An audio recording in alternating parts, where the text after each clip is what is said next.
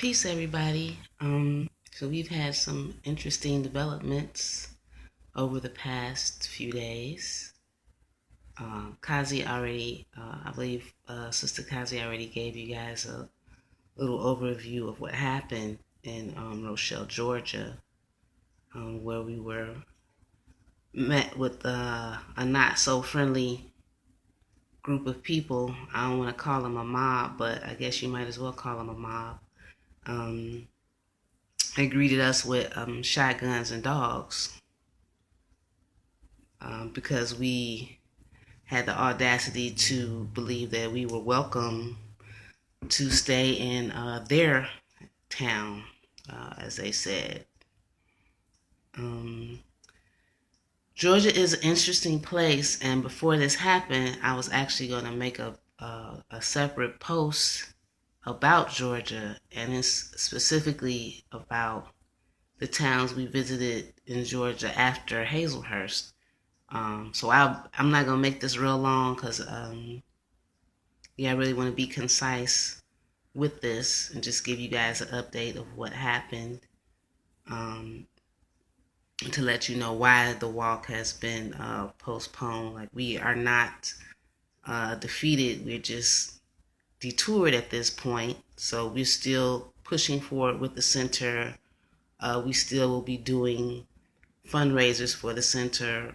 We still will be um, writing grants to help the center, but the walk will just not be a part of that as of right now with the climate apparently that this country is in.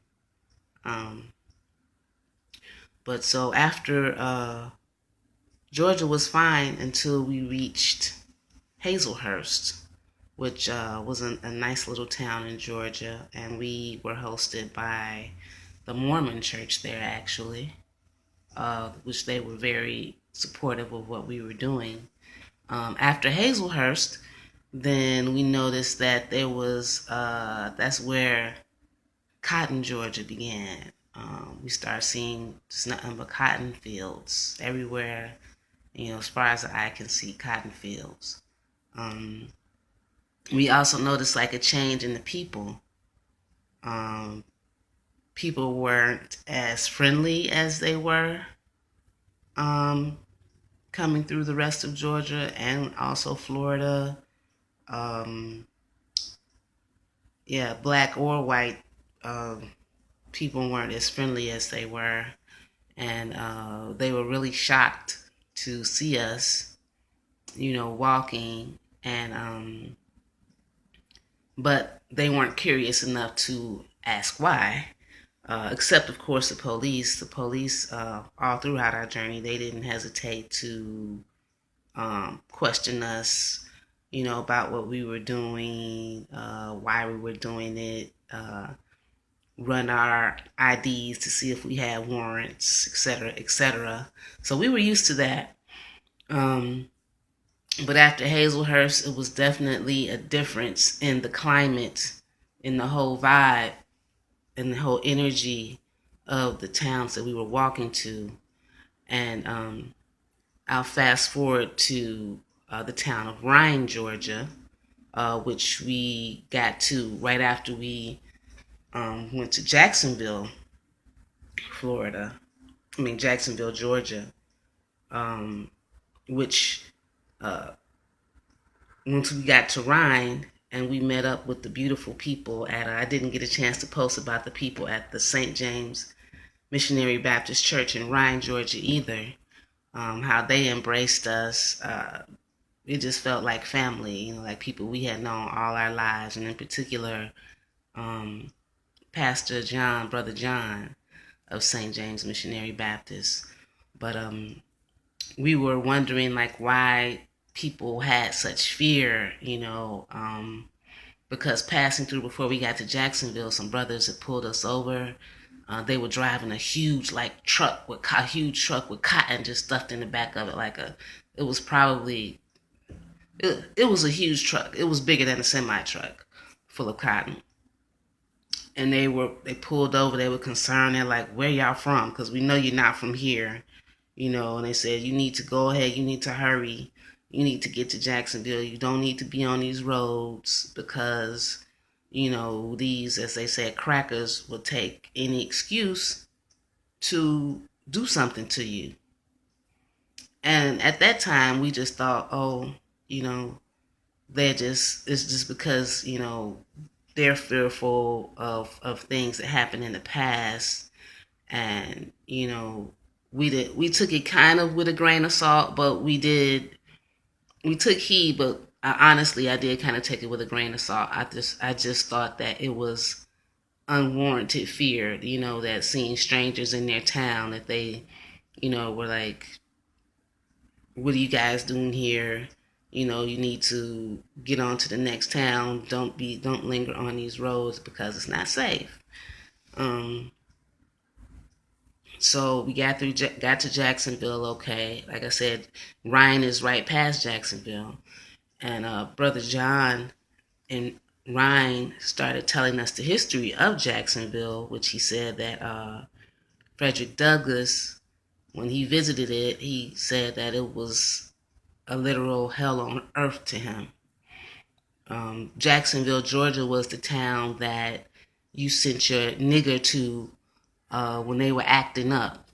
So it was kind of like a town, like a correction town for property, as they saw us.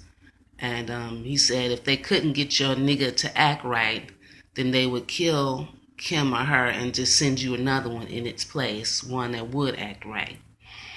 So now we had a full understanding of the fear that still exists in Jacksonville, Georgia, and why the brothers were concerned as they were about us. And why the people in Ryan were concerned about us as they were. And so we stayed with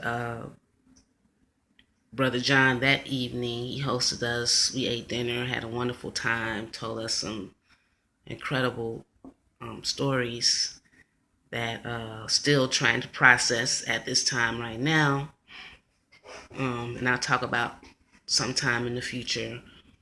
But so we leave the next day and we make it into Rochelle, which was ironically, we weren't even supposed to stop in Rochelle that evening. We were supposed to go on to another place because it was going to get colder, and a friend was supposed to pick us up and take us to another home that was going to host us.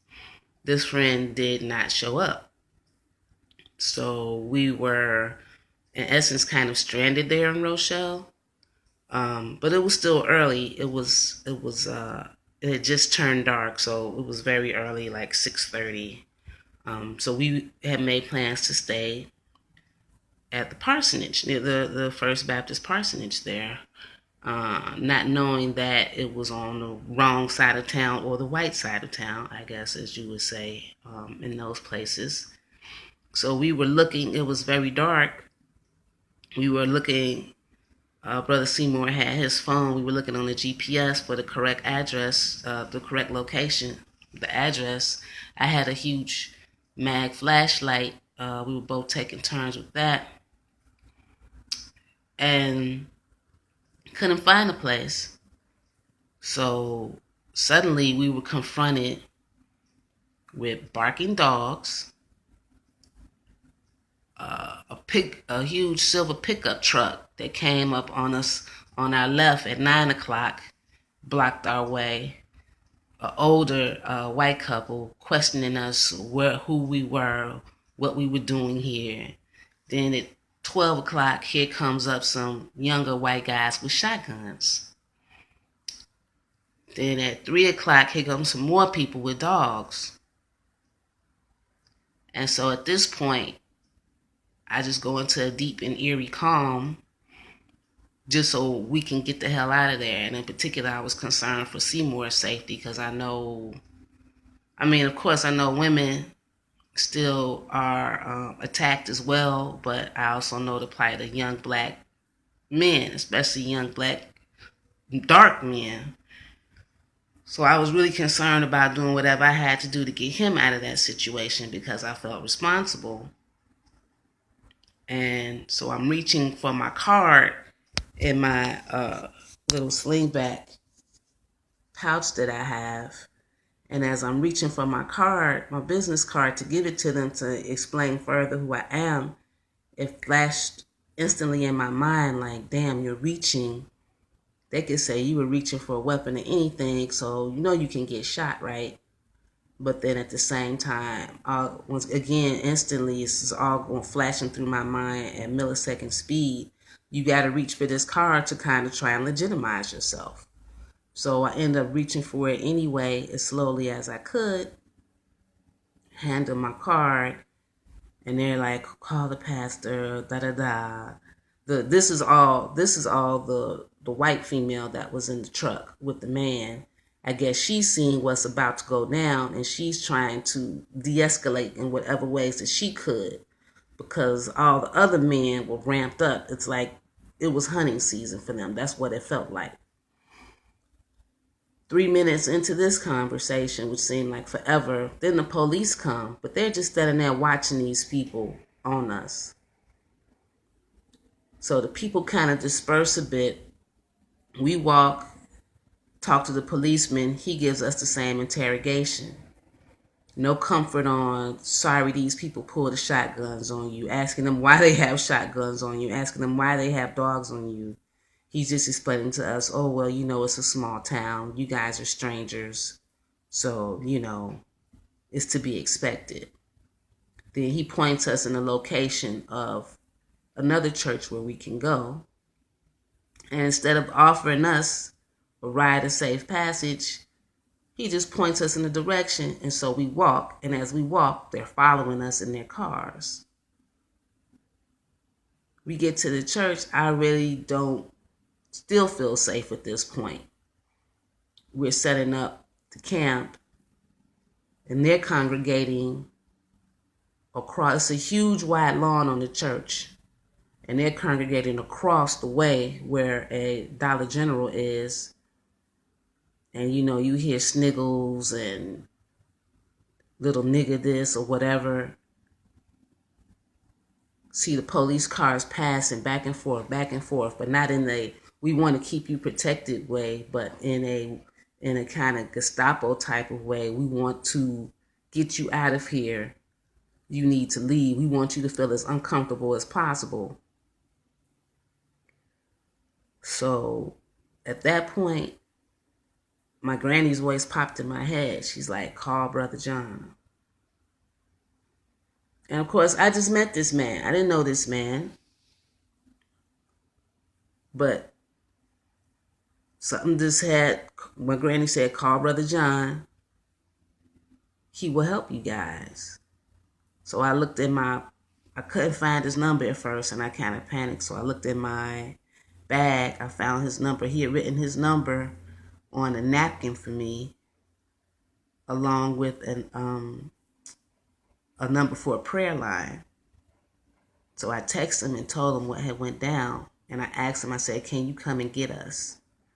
I don't think it's safe for us to be in Georgia, walking through this part of Georgia any longer. Can you come and get us and take us to Atlanta in the morning? I'm thinking maybe he could come get us in the morning. In no way did I expect this man to come to the rescue like he did. But he texted me back. He said, I'm on my way immediately.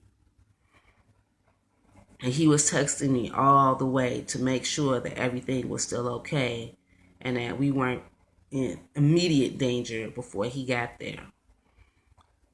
And when he finally got to pick us up, he told us that he saw a few blocks over police at an intersection in marked cars. And he also saw a black investigator in an unmarked car. He was the only black law enforcement officer, I suppose, there. So he is of the thought that it was something being set up for us, and that the investigator, if he hadn't got there, was being called in to clean up the mess afterwards. I don't want to say what was being set up. I really don't want to think about that too deeply at this point, but I don't think it was good, whatever it was that was in store for us in Rochelle. So we made a decision to discontinue the walk at this point. I'm in the process of retooling and reevaluating right now everything that happened. And really in reassessing, where to go forward from here. And also it's on my mind as to what consequences that Rochelle should face. And in the climate that we're in, I know the federal government is in the hands of the beast, very clearly in the hands of the beast right now, so that it will be difficult to seek recourse from it. But still in my mind, I know something has to happen, because it can't sit with me like this. I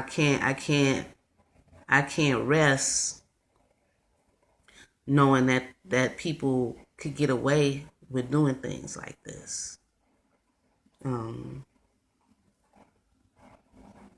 But that's all I have for you guys right now. Thanks for watching. I hope this wasn't too long and tedious. And thank you for supporting. Thank you for being behind us. And everybody who has supported us so far, it will not be in vain. Trust me on that. Nothing you have done for us, no prayers, no monetary support, no well wishes, no blessings, nothing that has come from you and been given to us will be taken in vain. Peace.